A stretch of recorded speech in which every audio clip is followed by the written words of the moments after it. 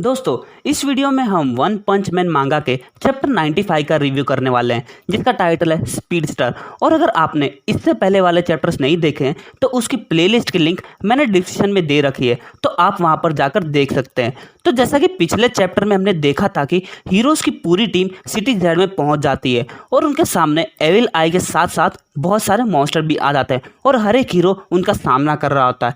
और तभी वहां पर राइनो रेसलर भी आ जाता है जो सपोर्ट टीम को अच्छी टक्कर देता है, लेकिन आखिर में एटॉमिक समुराई उसे खत्म कर डालता है। और राइनो रेसलर को पता चल जाता है कि गिरो गिरो ने उसका इस्तेमाल किया है और लास्ट में तात्सुमाकी भी एविल आई को हरा देती है। तो चलिए इस चैप्टर को स्टार्ट करते हैं। चैप्टर की स्टार्टिंग में हम डार्कशाइन को देखते हैं जो बस में छुपे हुए मॉन्स्टर को बाहर निकालता है और क्रेसेंट आईब्रोल उन सभी मॉन्स्टरों को काट डालता है। उसके बाद डबल होल एक टिश्यू पेपर का रोल बनाकर निडल स्टार की नाक में जोर से डाल देता है और निडल स्टार चिल्लाता है। उसके बाद चार्ल्ड डैम्पर बोलता है, अच्छा काम किया, हमने इन सबको खत्म कर डाला है, तो ठीक है, अब से सपोर्ट टीम सरफेस पर रहकर हमारे ऑर्डर्स का वेट करेगी और बाकी काम अब अटैक टीम पर छोड़ दो। हम बिल्कुल शेड्यूल के हिसाब से चल रहे हैं और अटैक टीम के मेंबर्स अपनी अपनी लोकेशन पर जाकर अपना काम शुरू कर देगी।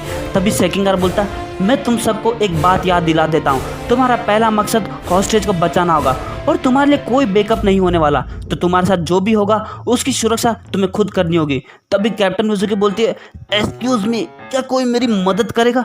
पिग गॉड सेंसे यहाँ पे फंस गए हैं। और गियर स्पार और कैप्टन मिज़ुकी पिग गॉड को धक्का मार रहे होते हैं। तभी एटॉमिक समुराई उस पूरी जगह को ही काट डालता है और पिग गॉड एक टनल में जाकर गिरता है। और इयान कैप्टन मिज़ुकी का हाथ पकड़कर बोलता, मास्टर क्या ये प्लान ठीक रहेगा? तो एटॉमिक समुराई बोलता, ज़्यादा मत सोचो, किसी भी प्रॉब्लम को तुम आधा काट कर सॉल्व कर सकते हो। और सेकिंगार ये बात सुनकर बोलता, मैं ये बात फिर से दोहरा रहा हूँ, ध्यान से सुनो, मैं नहीं चाहता तुम में से कोई भी मरे। अगले पैनल में हम गिरो गिरो को देखते हैं जो बोलता, तुम लोग तो बड़े जोश में हीरोज को मारने गए थे, है ना? तो अब वापस क्यों आ गए? कहाँ है उन हीरोज़ के सर जिन्हें तुम मारने के लिए उत्सुक हो रहे थे? तो वो मॉन्स्टर बोलते, हीरोज़ तो बहुत स्ट्रॉन्ग है, जितना हमने सोचा उससे भी ज़्यादा स्ट्रॉन्ग, और बल्कि हम लोग तो अपना सर बचा कर लाए हैं, हमने हमारे आधे से ज़्यादा मॉन्स्टर खो दिए हैं और हीरोज़ को तो बिल्कुल भी नुकसान नहीं हुआ है। सिचुएशन बहुत ख़राब चल रही है, हमने सोचा अगर हम इतने सारे लोग मिलकर हीरोज़ पर अटैक करेंगे तो लोग हार जाएंगे, लेकिन ऐसा तो बिल्कुल नहीं हुआ। अब हम हीरोज़ पर अटैक नहीं करने वाले क्योंकि हमारी जान भी जा सकती है। तो गिरो गिरो बोलता, क्या तुम्हें मौत से डर लगता है? तो वो मॉन्स्टर बोलते हैं, तुम मजाक कर रहे हो, भला किसे अपनी जान की परवाह नहीं होगी? मैं इतनी आसानी से नहीं मरना चाहता, हमें तो हीरोज़ को मारकर मज़े करने हैं, ना कि खुद मरना है, और इसीलिए हमने मॉन्स्टर एसोसिएशन को ज्वाइन किया। तो गिरो गिरो बोलता, अगर ऐसा है तो तुम लोग को जिंदा रहने का कोई मतलब नहीं है, तुम जहाँ पर खड़े हो वहीं तुम्हारी मौत होने वाली है। और गिरो गिरो उन मॉन्स्टर को दबाकर एक क्यूब बना डालता है और बोलता, अगर तुम मेरे लिए मर नहीं सकते तो तुम कम से कम ओरोची का खाना तो बन ही सकते हो। और गिरो गिरो उन मॉन्स्टर को ओरोची के मुंह में डाल देता और बाकी मॉन्स्टर को देखकर बोलता, तुम लोग क्या देख रहे हो, अब तुम्हारी बाहर जाने की बारी है। क्या तुम लोग यही चाहते हो कि मैं सारा काम मॉन्स्टर एसोसिएशन के लीडर और डिजास्टर लेवल डीमन के मॉन्स्टर पर छोड़ दूँ? जाकर अपना काम करो, नहीं तो तुम भी इसी तरह से मीट क्यूब बन जाओगे। तो अब बाहर जाओ और कम से कम अपनी जान की बाजी लगाकर अपने दुश्मनों की इंफॉर्मेशन निकालो। मैंने तुम सबको बता रखा है तुम्हें किस एस क्लास हीरोज़ को टारगेट बनाना है। अभी भी सिचुएशन कुछ नहीं बिगड़ी है, हम अभी भी जीत सकते हैं। वो हीरोज़ सिर्फ एक मामूली इंसान है, तो डरने की कोई ज़रूरत नहीं है। और सभी हीरोज़ अपनी अपनी लोकेशन से अटैक करने निकल जाते हैं और उन सब के पीछे कोई ना कोई मॉन्स्टर होता है। और गिरो गिरो बोलता, असली फाइट तो अब शुरू होने वाली है। अगले पैनल में हम फ्लैशी फ्लैश को देखते हैं जो चाइल्ड एम्परर की बातों को याद करता है, जिसमें चाइल्ड एम्परर बोलता है, इस ट्रांसमीटर की जानकारी तुम्हें खुद ही पढ़नी होगी और इस ट्रांसमीटर के अंदर मैंने इस जगह का मैप डाल दिया है जिसे मैंने खुद बनाया है। इस ट्रांसमीटर के जरिए तुम दूसरे हीरो से भी बात कर सकते हो, लेकिन मदद की कोई भी उम्मीद मत करना। मॉन्स्टर एसोसिएशन का इलाका काफ़ी बड़ा और नीचे है, तो अपनी लोकेशन का हर समय ध्यान रखना क्योंकि दुश्मन के इलाके में गुम हो जाना काफ़ी खतरनाक हो सकता है, तो इस बात का ध्यान रखना। सभी कुछ मॉन्स्टर बोलते हैं, तुम super fast hero Flashy Flash हो ना? तो फ्लैशी फ्लैश बोलता है, उस बच्चे को मेरे हवाले कर दो। तो वो मॉन्स्टर बोलते हैं, हम लोग काफ़ी देर से तुम्हारा इंतज़ार कर रहे थे, हम जानते हैं तुम इसी रास्ते से आओगे। जिस स्पीड पर तुम इतना घमंड करते हो, क्या तुम उस स्पीड को इस जगह पर इस्तेमाल कर पाओगे? लेकिन फ्लैशी फ्लैश बहुत पहले से ही उन मॉन्स्टर का सर काट चुका होता है और बोलता है, मैं अपनी स्पीड की तारीफ कभी नहीं करता, वो दूसरे लोग करते हैं। जो भी हो, सच तो ये है कि लोग मेरी फ़ाइट के बारे में ऐसा कहते हैं कि मेरी फ़ाइट शुरू होने से पहले ही ख़त्म हो जाती है, तभी कोई ताली बजाने लगता है और वो टेम्पेस्ट विंड और हेल फायर फ्लेम होते हैं और हेल फायर फ्लेम अपने ब्लेड से उस जगह की मशाल को जला देता है और टेम्पेस्ट विंड बोलता है बहुत खूब फ्लैशी फ्लैश। तभी फ्लैशी फ्लैश टेम्पेस्ट विंड पर अटैक कर देता है लेकिन टेम्पेस्ट विंड बच जाता है और बोलता है बहुत अच्छे फ्लैशी, तुम्हें मारने में मज़ा आएगा। तो हेल फायर फ्लेम बोलता है क्या तुम्हारी स्पीड सिर्फ इतना ही है? उस पर टेम्पेस्ट विंड बोलता है वो क्रिमिनल आ गया है जिसकी वजह से 44th ग्रेजुएशन क्लास का खात्मा हुआ था और उस क्रिमिनल का नाम है फ्लैशी फ्लैश। तो फ्लैशी फ्लैश बोलता तुम दोनों तो वही हो ना। और तभी Flashy Flash Hell Fire Flame पर अटैक कर देता और उन दोनों के ब्लेड के टकराने की वजह से वहाँ पर एक आग की लेयर बनने लगती है और टेम्पेस्ट विंड खड़े खड़े ये देख रहा होता है। तो फ्लैशी फ्लैश बोलता है तो स्टार्टिंग से ही तुम लोगों का निशाना मैं था। तो हेल फायर फ्लेम बोलता आखिरकार हमारा आमना सामना हो गया, मैं कब से इस मौके का इंतजार कर रहा था। तभी Flashy Flash wind blade kick attack use करता है और हेल फायर फ्लेम अपना flame blade kick attack use करता है लेकिन फ्लैशी फ्लैश जंप मारकर उस अटैक से बच जाता है और अचानक फ्लैशी फ्लैश के पांव वायर में फंस जाते हैं और टेम्पेस्ट विंड उन वायर्स को खींच लेता है लेकिन फ्लैशी फ्लैश उन वायर्स को काट कर बच जाता है। तो टेम्पेस्ट विंड सोता है अरे यार हम उसके टुकड़े टुकड़े करने काफ़ी पास आ गए थे और बोलता इसे देखने के बाद मुझे नहीं लगता तुम हम पर ऐसे ही अटैक करने की कोशिश करोगे और जिस तरह से बचे हो ना उसे देखकर तो ऐसा लगता है तुम काफ़ी कॉन्फिडेंट हो और क्या इसी तरह से तुम हमारे अटैक का सामना कर पाओगे। तो फ्लैशी फ्लैश आसपास के सारे स्टील वायर्स पर नज़र डालता है और बोलता है बहुत बातें हुई। तो टेम्पेस्ट विंड सोचता है तुम भागने की कोशिश कर सकते हो लेकिन तुम भाग नहीं पाओगे। जैसे एक इंसेक्ट आग और हवा से बचने के लिए मकड़ी के जाल की तरफ बढ़ता है वैसे ही मैं तुम्हारी स्पीड के जरिए तुम्हें ख़त्म कर दूंगा। और फ्लैशी फ्लैश उस पूरी जगह पर स्पीड में कट मार देता और टेम्पेस्ट विंड और हेल फायर फ्लेम को धक्का मारने लगता और उस जगह की दीवार के साथ साथ स्टील वायर्स भी कट जाते हैं। तो टेम्पेस्ट विंड बोलता है ये नहीं हो सकता, उसने पूरी दीवार को ही काट डाला। उसके बाद फ्लैशी फ्लैश बोलता है जैसा कि मैंने सोचा था तुम दोनों विलेज से ही हो, सिर्फ मुझे मारने के लिए तुमने मॉन्स्टर एसोसिएशन को ज्वाइन कर लिया।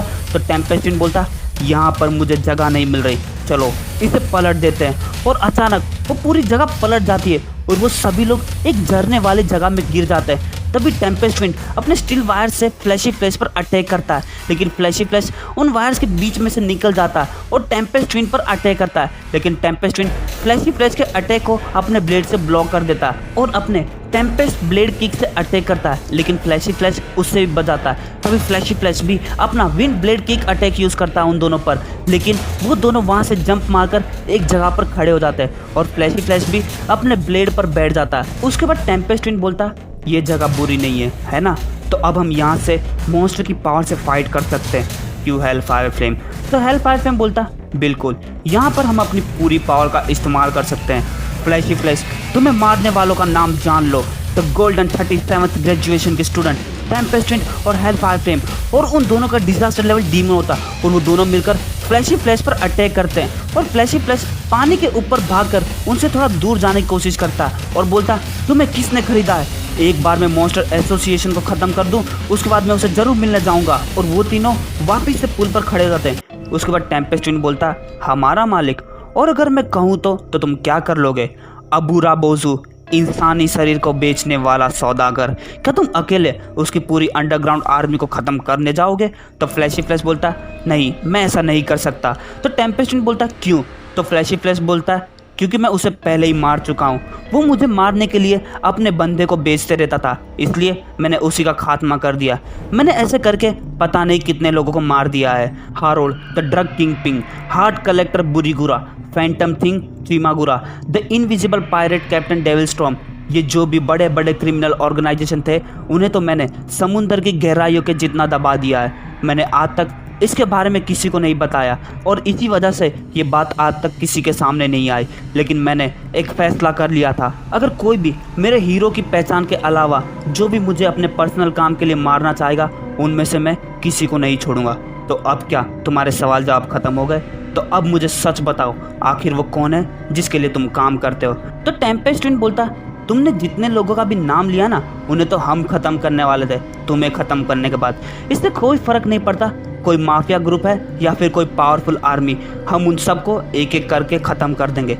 लेकिन तुमने हमारा काम और भी आसान कर दिया है। तुमने हमारे लिए बहुत मेहनत की है और इसके लिए मैं तुम्हारा शुक्रिया करता हूँ फ्लैशी फ्लैश। और इनाम के तौर पर तुम्हें मरना होगा। और वो दोनों फ्लैशी फ्लैश पर अटैक करते हैं और टेम्पेस्ट बोलता है हमें अपनी पावर से इस पूरी दुनिया पर राज करना है और इसके लिए हम हीरो एसोसिएशन के साथ साथ हमें उन विलेज के निंजास को भी ख़त्म करना होगा जो हमारे रास्ते में आएंगे, क्योंकि निंजुत्सु के विलेज के निंजा हमारे लिए काफ़ी मुसीबत बन सकते हैं। तो फ्लैशी फ्लैश शैडो रिंग को याद करता है और बोलता है ऐसे कुछ और भी निंजास हैं जो हमारे विलेज के बाहर के हैं। तो टेम्पेस्ट बोलता है वो निंजास तो हमारे गांव के निंजास के सामने कुछ भी नहीं है और गांव के सभी निंजास में से हम दोनों सबसे स्ट्रॉन्गेस्ट थे। हम दोनों थे the golden 37th graduation class के टॉप 2 स्टूडेंट। और मैं सोच रहा हूँ तुम कितनी देर तक टिक पाओगे 44th ग्रेजुएशन क्लास के पुराने टॉप स्टूडेंट। और वहाँ पर एक ब्लास्ट होता है लेकिन फ्लैशी फ्लैश उनसे बहुत आगे निकल चुका होता है। तो टेम्पेस्ट बोलता है बहुत खूब फ्लैशी फ्लैश, क्या सचमुच ये तुम्हारी टॉप स्पीड है? तो फ्लैशी फ्लैश बोलता क्या तुम लोगों को हारने का डर लग रहा है? अगर ऐसा नहीं है तो अपनी पूरी पावर क्यों नहीं दिखा रहे हो? मैं उसी पावर की बात कर रहा हूँ जो तुम्हें मॉन्स्टर बनने के बाद मिली है। तो टेम्पेस्ट बोलता इसका मतलब तुम ये बात पहले से ही जानते थे? तो फ्लैशी फ्लैश बोलता फाइट की शुरुआत में ही मुझे कुछ महसूस हो गया था, लेकिन जब तुमने फाइट की लोकेशन बदली तब मुझे पता चल गया कि तुम लोग अभी अभी मॉन्स्टर बने हो और अभी भी तुम लोग अपनी स्पीड को कंट्रोल नहीं कर पा रहे हो। बिल्कुल यही बात है ना? और इसी वजह से तुमने उस छोटी जगह के बदले इस खुली जगह को चुना फाइट करने के लिए। तो टेम्पेस्ट हंसने लगता और बोलता तुम ये बात पहले से ही जानते थे, फिर भी तुम हमारे साथ यहाँ तक आ गए, कितने बड़े बेवकूफ़ हो। तुम्हें क्या लगता है तुम हमें हरा पाओगे? अपने सीनियर को इतना कमज़ोर मत समझना। तो फ्लैशी फ्लैश बोलता ये लाइन तो मेरी होनी चाहिए और मैं तुम दोनों को सबक सिखाऊंगा।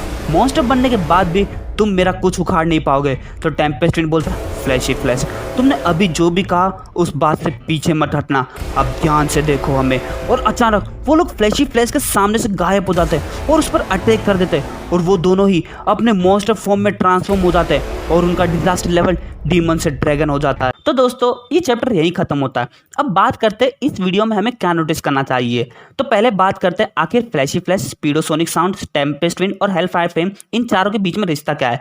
तो दोस्तों बात ये है कि ये चारों लोग एक ही जगह ट्रेनिंग करते थे। उस विलेज का नाम निंजुत्सु।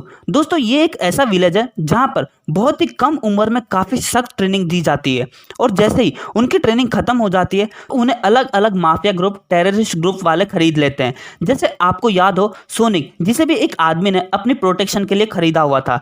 और दोस्तों आप लोग यही सोच रहे होंगे फ्लैशी फ्लैश ऐसी जगह पर आखिर कैसे पहुंचा? तो दोस्तों मैं इसका पूरा स्पॉइलर तो नहीं बताने वाला, मैं सिर्फ इतना ही बताऊंगा जब फ्लैशी फ्लैश 5 साल का था तब उसके माँ बाप ने उसे बेच दिया था। और अगर आप लोग को ऐसा लग रहा हो कि मैं ये अपने मन से ही बना रहा हूँ तो आप इसके लिए रिसर्च कर सकते हैं, इसका आपको प्रूफ मिल जाएगा।